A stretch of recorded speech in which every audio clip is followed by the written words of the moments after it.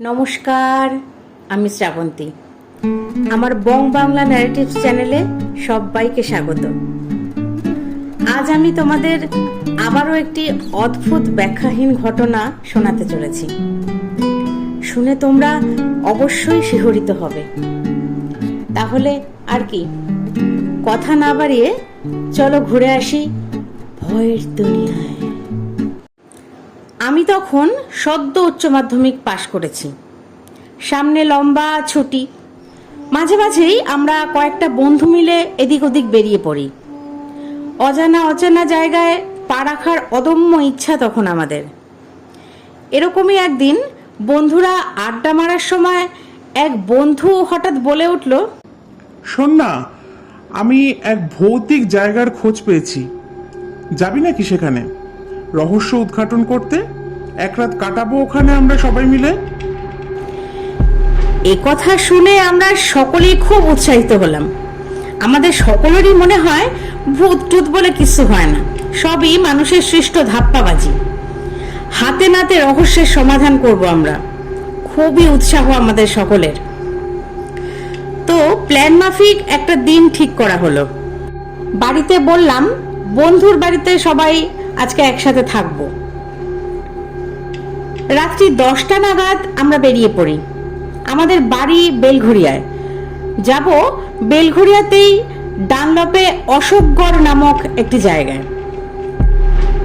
ঘটনাটি আজ থেকে প্রায় বছর 20 আগের। তো বুঝতেই পারছো, খুব স্বাভাবিকভাবেই আজকের মতো এত উন্নত আর জমজমাট তখন ছিল না। যাই হোক, আমরা শুনেছিলাম ওখানের একটি ফ্ল্যাটের একটি ইউনিটে নাকি নানা রকম ভৌতিক উপদ্রব হয়। এতটাই ভয়ঙ্কর উপদ্রব যে ওই ইউনিটের লোকেরা ওখান থেকে ভয়ে ছেড়ে চলে যেতে বাধ্য হয়। আমরা ওই ফ্ল্যাট মালিকের থেকে চাবি সংগ্রহ করি। উনি আমার ওই বন্ধুর পূর্ব পরিচিত। ভদ্রলোক আমাদের সেদিন বারবার বারণ করেছিল এমন দুঃসাহসিক কাজ না করার জন্য, কিন্তু আমরা শুনতে নারাজ। অবশেষে আমাদের পীড়াপিড়িতে এক প্রকার বাধ্য হয়েই উনি আমাদের চাবি দিলেন এবং বললেন খুব সাবধানে থাকতে। আমরা চাবি নিয়ে উপরে উঠে এলাম। ইউনিটটি ছিল 3 তলায়। আমরা ভেতরে ঢুকলাম। লাইট অন করার পর দেখলাম বেশ সাজানো গোছানো ছিমছাম একটি ফ্ল্যাট। সব আসবাবপত্র মোটামুটি ঘরে রয়েছে। আমাদের তো বেশ ভালো লাগলো। আমরা 4টে বন্ধু গেছিলাম। ঠিক করলাম সকলে বেডরুমে তাস খেলে আড্ডা মেরে কাটিয়ে দেব। রাতের খাবারের জন্য কিনেছিলাম তরকা রুটি। রাত তখন প্রায় 11টা। সকলেরই খুব খিদে পেয়েছিল।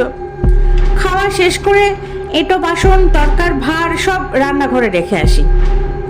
উল্লেখ্য, বাসন আমরা সেই রান্নাঘর থেকেই নিয়েছিলাম। যাই হোক, খাওয়া দাওয়া শেষ করার পর আমরা বসলাম জমিয়ে তাস খেলার জন্য। সেদিন অমাবস্যা না পূর্ণিমা এত আমরা জানতাম না। বাইরে থেকে বেশ ফুরফুরে হাওয়া আসছে। আমরা খেলছি আর নিজেরাই আলোচনা করছি, এত সুন্দর একটি ফ্ল্যাটকে কেন কেউ এভাবে ভুতুড়ে প্রমাণ করতে চাইছে। আমাদের মধ্যেই কেউ বলল, হয়তো এভাবে বদনাম ছড়িয়ে ফ্ল্যাট মালিকের ক্ষতি চায় কেউ। এরকম নানা 7-5 আলোচনা করছি আমরা আর খেলছি। রাত তখন কটা ঠিক খেয়াল নেই, তবে 1টা পার হয়ে গেছিল মনে আছে। যাই হোক, আমরা খেলছি, হঠাৎ শুনতে পেলাম উপর থেকে থালা বাটি পড়ে গেলে যেমন ঝনঝন শব্দ হয় সেরকম আওয়াজ। ভাবলাম রান্নাঘরে হয়তো বিড়াল ঢুকেছে, তাই বাসন পড়ে গেছে। আমি উঠে দেখতে গেলাম। দেখি সবই তো ঠিক আছে, কোনো বিড়ালও নেই আর কোনো বাসনও পড়ে নেই। আমি আবার ঘরে ফিরে এলাম। সকলে এই আওয়াজটা শুনতে পেয়েছিলাম, কিন্তু তাও খুব একটা পাত্তা না দিয়ে আবার খেলতে শুরু করলাম। এরপর 5 মিনিটও যায়নি, আমরা সকলে একসাথে চমকে উঠলাম। বাসন ভর্তি শেলফ তুলে নিয়ে এক স্থান থেকে আর এক স্থানে ছুঁড়ে মারলে যেরকম ভয়ঙ্কর হুড়মুড় ঝনঝন আওয়াজ হয় সেরকম শব্দ হচ্ছে।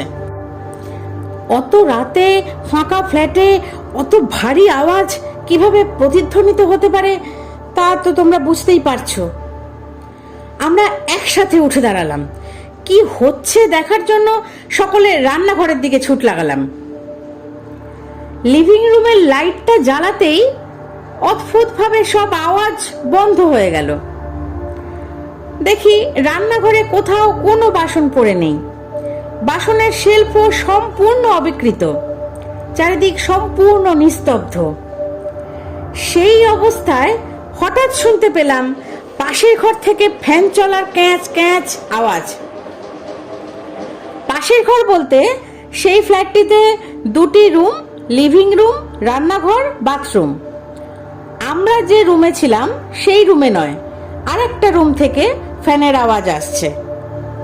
কিন্তু আমরা তো কেউ ওই রুমে যাইনি, সবাই আমরা ওই রুমটায় গেলাম। কিন্তু কোথায় কি, কোনো ফ্যান ট্যান কিছুই চলছে না, ফ্যানটা শুধু হালকা দুলছে, হয়তো হাওয়ায় দুলছে। কি হচ্ছে, কোথা থেকে কি শব্দ হচ্ছে কিছুই বুঝতে পারছি না। আমার রান্নাঘরে শব্দ হচ্ছে বাসন পড়ার। কেউ জোরে জোরে বাসন না ফেললে এরকম আওয়াজ নিজে থেকে হতে পারে না।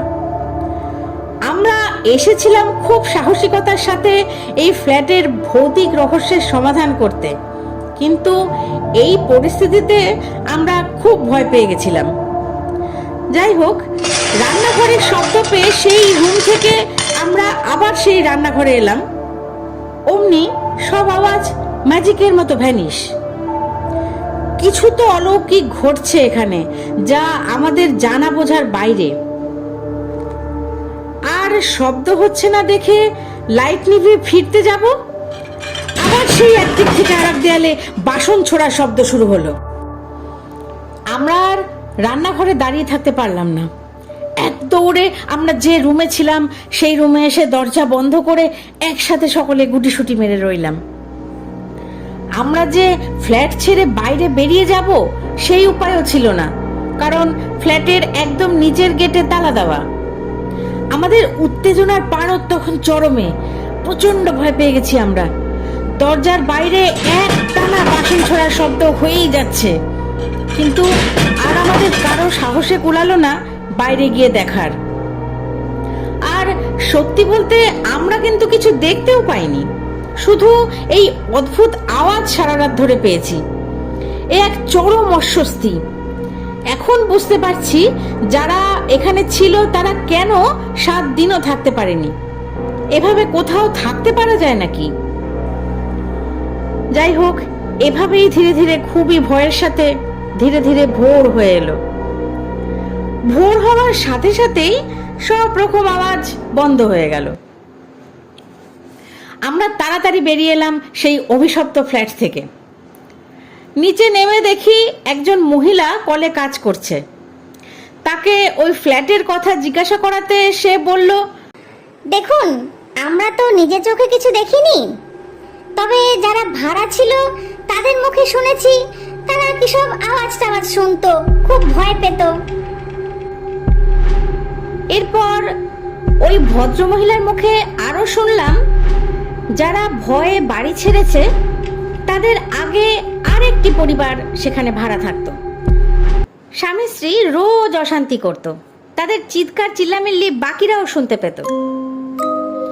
একদিন অশান্তির জেরে ওই বউটি গলায় দড়ি দিয়ে আত্মহত্যা করে, আর স্বামী কোথায় চলে যায়। এরপর থেকেই ওই ফ্ল্যাটে এরকম পরিস্থিতির সৃষ্টি হয়েছে। জানি না এসব কি ওই অতৃপ্ত আত্মার কাজ নাকি অন্য কোনো ব্যাপার। আমাদের কাছে আজও এটি ব্যাখ্যাহীন। তো এই ছিল হাজব্যান্ডের কাছ থেকে শোনা একটি ব্যাখ্যাহীন ঘটনা। বেশ ভয়ঙ্কর ব্যাপার। যারা ওখানে প্রত্যক্ষদর্শী তাদের ফিলিংস সত্যিই মারাত্মক। আমি লক্ষ্য করছিলাম যখন হাজব্যান্ড ঘটনাটি আমায় বলছিল তখন ওর রীতিমতো গুজবাম্প হচ্ছে। আসলে নিজে ব্যাপারটা উপলব্ধি করেছে তো সেই কারণেই হবে। তো যাই হোক, তোমাদের কেমন লাগলো ঘটনাটি আমাকে প্লিজ কমেন্ট করে জানিও। আর এই অদ্ভুত ব্যাখ্যাহীন ঘটনা তোমাদের যদি ভালো লাগে তাহলে লাইক, কমেন্ট, শেয়ার করতে ভুলো না। আর আমি তোমাদের এরকমই সত্যি ঘটনা শোনাবো নাকি সব রকম ঘটনাই তোমরা শুনতে চাও সেটাও আমাকে প্লিজ কমেন্ট করে জানিও। তোমাদের কাছে এরকম সত্যি ব্যাখ্যাহীন ঘটনা, ভৌতিক ঘটনা, অলৌকিক ঘটনা যদি তোমার বন্ধু, আত্মীয় স্বজন, পরিবার কারোর কাছ থেকেও কিছু জানতে পারো আমাকে প্লিজ জানিও। আমার ইমেল আইডি দেওয়া আছে ডেসক্রিপশন বক্সে। আর বং বাংলা ন্যারেটিভস চ্যানেলটিকে সাবস্ক্রাইব করে আমার পাশে থেকো। সবাই খুব ভালো থেকো, সুস্থ থেকো। কথা হচ্ছে আগামী দিন। নমস্কার।